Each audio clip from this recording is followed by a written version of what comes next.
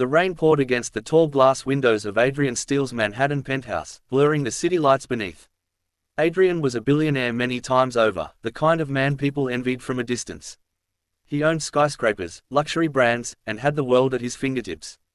Yet, tonight, he sat alone in silence, staring at a single photograph of a woman he once loved, Eleanor. She wasn't from his world of wealth and extravagance. She was an artist, humble, gentle, and stubborn in her refusal to be impressed by money. Years ago, she had walked out of his life, leaving only that photograph behind. And the truth he tried to bury under endless deals and champagne parties was that it had been his mistake that drove her away. He had met Eleanor in the most unexpected way.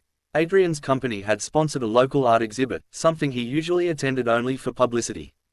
But there she was, standing in front of her canvas, paint smudges on her hands, speaking passionately about colors and emotions as though they were alive. He had been captivated instantly. Her laughter, her honesty, her refusal to treat him like a walking bank account, she disarmed him completely. For the first time in his life, he felt seen not as a billionaire, but as a man. Their love grew quietly, away from the flashing cameras and business headlines. For a while, Adrian believed he had finally found the one thing money couldn't buy. But power has a way of corrupting even the purest of feelings. Adrian's empire demanded attention, and slowly, work began to overshadow Eleanor. Meetings, flights, and deals consumed him until their dinners grew silent and her laughter became rare. Eleanor tried to reach him, but Adrian was blinded by ambition. The breaking point came one evening when she overheard him telling a business associate that she was a distraction. Though he hadn't meant it cruelly, the words cut deeper than he could imagine.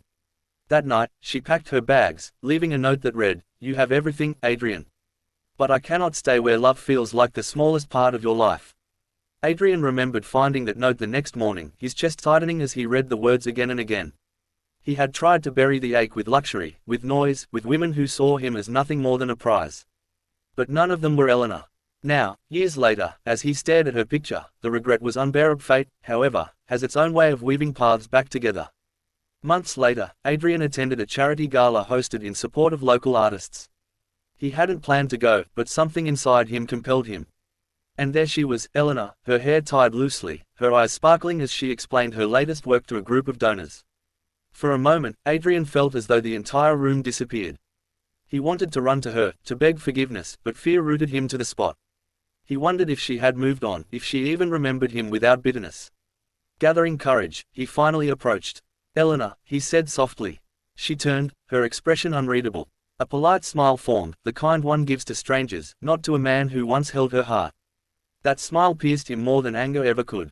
He tried to speak, fumbling over apologies, but Eleanor simply nodded and excused herself.